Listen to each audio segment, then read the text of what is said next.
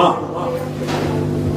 চারটে আশ্রমে যে আমরা আছি, গারস্থ, বানপ্রস্থ, ব্রহ্মচার্য, সন্ন্যাস, তার মধ্যে 1 নম্বরে কোন আশ্রম আছে? গৃহী সর্বাশ্রমা। যারা সংসার করছে তারাই। কারণ সংসার যদি না হয় সৃষ্টি হবে, না হলে সৃষ্টি বিলুপ্ত হবে। সৃষ্টি বিলুপ্ত হলে ভগবানের কথা পরবর্তীকালে কারা শুনবেন? আমি যদি মঠবাসী হয়ে থাকেন, যদি বলে আমি বিবাহ করিনি, কাউকে বিবাহ করতে হবে না, তাহলে আপনার হরি কথা কাকে দেবেন? প্রচার কি করে হবে? ভগবানের সেবা কারা করবে? সব তো বিলুপ্ত হয়ে যাবে।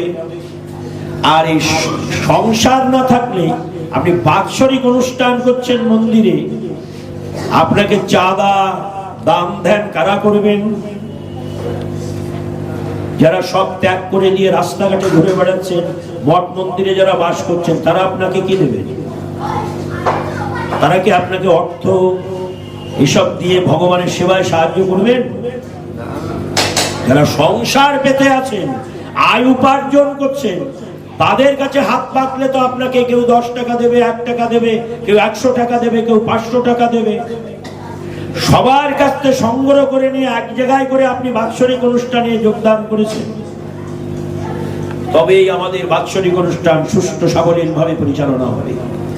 মঠ যদি থাকে, তো মঠ কারা দান করছেন? মঠে যারা সংসার করেছেন তারা দান করছেন।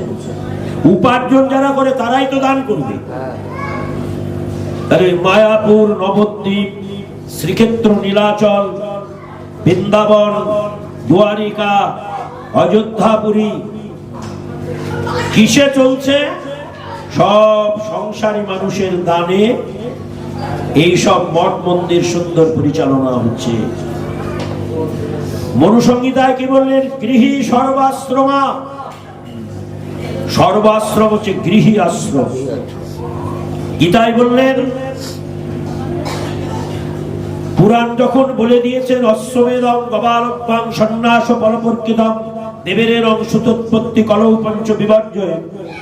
অশ্বমেধ যজ্ঞ, গমের যজ্ঞ, রাষ্ট্রীয় যজ্ঞ, ভাষ্ট্রীয় যজ্ঞ, মৎস্য মাংস দ্বারা পিতামাতার শ্রাদ্ধ, দেবর দ্বারা পুত্র উৎপাদন, সন্ন্যাস ধর্ম, পঞ্চ সব কর্তব্য নিষিদ্ধ হয়ে গেছে কলিকালে। তাহলে কলিকালে কারা সন্ন্যাস ধর্ম গ্রহণ করবে?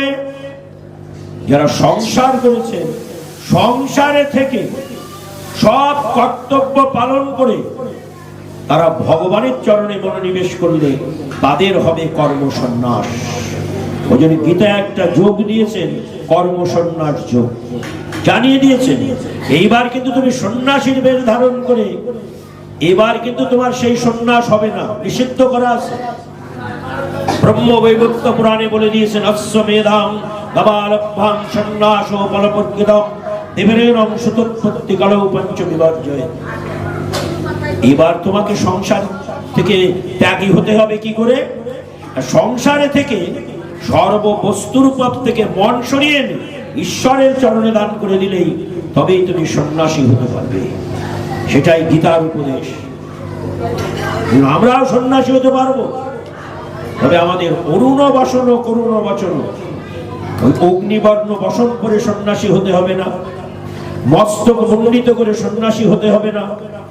আমরা সংসারে থেকে স্ত্রী পুত্র পরিজনকে নিয়ে আমরা কর্ম থেকে মনকে বিরত করে ঈশ্বরের চরণে সমর্পণ করে দিলে আমাদের কর্ম সন্ন্যাস হবে।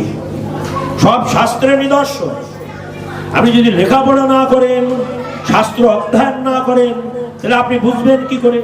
তখন আপনার মনে হবে যে আমার সন্ন্যাসী হতে হবে। ওই মহাপ্রভু যেমন স্মরণ করেছিলেন অরুণ বসন করুণ বচন, আমাকেও সেই বসন টসন নিয়ে সন্ন্যাসী চলে যেতে হবে। তাহলে তো আপনি একদিনের বেশি একটা বৃক্ষতলে বাস করতে পারবেন। আপনার এত উপার্জন করার দরকার নেই। আপনি যখন সন্ন্যাসী হয়ে চলে আসলেন তখন এত উপার্জন ব্যাংক ব্যালেন্সের দরকার নেই। তো কার কাছে টাকা পয়সা নিয়ে আরো দরকার নেই। সদাই সর্বদা থাকবে মাধু করি মাগিয়া খাইব। যেদিন যতটুকু দরকার ততটুকু মাধু করি করবে, সঞ্চয় বৃত্তি থাকবে না। তবেই তো দেখা যাবে। কিন্তু এখন এর বৈচিত্র্যটা তো আলাদা। তাই যদি মনুসংহিতায় বলেছে তোমরা সংসার করো, সংসারটা 1 নম্বর হবে, চতুর্থ আশ্রমের মধ্যে সংসারটা 1 নম্বর জায়গায় থাকবে সদা সর্বক্ষণ। এই জন্য গিরি গোসাইরা সংসার করবে না, পরম্পরা হবে না, এত নিয়ম।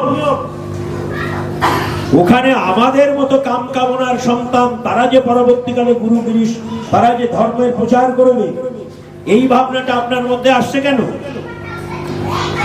ভাবনাটা তো আলাদা পরিবর্তন করে দিতে হবে। অদ্বৈত প্রভুকে আনলেন, দীক্ষা দিলেন, এবং অদ্বৈত প্রভু চিন্তা করলেন জগতের এই দুর্দশাগ্রস্ত অন্ধকার নয়, জাতি নাশ, এর থেকে নিষ্কৃতি পেতে গেলেই পূর্বের বলাইকে আগে আনতে হবে। তিনি খুব সংকল্প করে করলেন। আমাদের ঈশাননগর অদ্বৈত প্রকাশ গ্রন্থে কলম দিয়েছেন এসব কথাগুলি, কারণ তিনি অদ্বৈত প্রভুকে গুরু বলে 60 বৎসর ধরে এক নাগাড়ে শিষ্য 60 বৎসর তিনি গুরু সেবা করেছেন একভাবে ঈশাননগর। তিনি মহাপ্রভুর অভিন্ন অদ্বৈত আচার্য প্রভুর মন্ত্র শিষ্য। এই ঈশাননগর কলমগুলো তুলে ধরেছেন। তখন তিনি গভীর চিন্তা করতে লাগলেন, কাঁদতে লাগলেন যে নয়নের বাড়ি পরিশ্রম করে গোবিন্দকে না ডাকলে তিনি তো আসবেন না। তিনি কাঁদতে লাগলেন।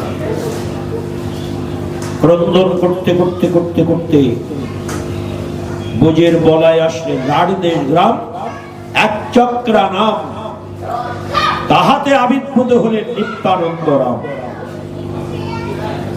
আবির্ভূত হওয়ার পরে 12 বৎসরের মধ্যে আর প্রকাশ করেনি অদ্বৈত প্রভু। 12 বৎসর গোপন রেখে দিয়েছে। যেদিন আমি রাধা কৃষ্ণ মিলিত তনু কলিযুগ পাবন অবতার মহাপ্রভুকে আনতে পারবো, তোমার সঙ্গে মিলন করাবো সেই দিন। যেমন পূর্বের লীলায়, পূরব লীলায় তুমি ভক্তির উচ্চতাগ্রজ জগৎকে দেখিয়েছো কৃষ্ণ ভজন করতে গেলে কিভাবে আত্মসমর্পণ করতে হবে। তুমি দাদা হয়েও কৃষ্ণের পাদুকা হয়েছো, জগৎকে দেখিয়েছো আমার অনুজ ছোট ভাই কৃষ্ণ, আমি দাদা বলাই, আমি কৃষ্ণ সেবার আনন্দে আমি নিজে পাদুকা হয়ে আমার ছোট ভাইয়ের চরণ পাদুকা হলাম। আমি আমার ছোট ভাইয়ের ছত্র হলাম অনন্তনাগ, আমি আমার ছোট ভাইয়ের বসন হলাম, আমি ছোট ভাইয়ের ভূষণ হলাম। এই যে মালা অলঙ্কার আদি, আমি ভূষণ হলাম। আমি আবাস নিবাস সিংহাসন আসন নিজেকে এতভাবে বিভাগ করে দিয়ে আমি আমার ছোট ভাইয়ের সেবায় নিযুক্ত হলাম। বিশ্বনাথ চক্রবর্তী পাদ শ্রীমদ ভাগবতের দশম স্কন্ধে টিকা দিলেন, ভক্তির উচ্চতাগ্রজ। ভক্তি কাকে বলে? অগ্রজ দেখালেন, অগ্রজ মানে বড়। ভক্তির উচ্চতাগ্রজ সংস্কৃত ভাষা প্রয়োগ করতে গেলেও কিন্তু ভালোবাসার মধ্য দিয়ে বদন্তে উচ্চারণ করতে হবে। সেখানে বলেছেন ভক্তির উচ্চতাগ্রজ। আমরা আমাদের মতো পণ্ডিতরা যদি বলতে যাই তাহলে ওখানে ভেঙে বলতে হবে ভক্তির অচ্যুতাগ্রজ। অচ্যুত মানে কৃষ্ণচন্দ্র, অগ্রজ মানে বলাই। কিন্তু উচ্চারণ যখন করতে হবে অটা যে ঊর্ধ্ব থাকবে, কোন ক্রমে একটু উচ্চারণ থাকবে, অর্থাৎ পরিষ্কার হবে না। সেজন্য আমি আমার কীর্তনীয়দের এত বুঝাই, তাও কিন্তু ওই একবার যখন ভুল হয়ে যায় ও ভুল আর সংশোধন হতে চাই না। আমি বারবার বলি জয় জয় নিত্যানন্দ নদ্বৈত গৌরাঙ্গ, কিন্তু তাও তারা বলেন জয় জয় নিত্যানন্দ শ্রী অদ্বৈত গৌরাঙ্গ। এই যে অদ্বৈতকে যে অদ্বৈত শব্দটি উচ্চারণ করে নদ্বৈত, যার মধ্যে দ্বৈতাদ্বৈতের স্মরণ নেই, সবাইকে সমান করে নিয়েছেন তিনি, সেই জন্য ওখানে যারা পদ দিয়েছেন, যারা পদকর্তা, তারা তো কম। Nityananda Official at page.youtube.com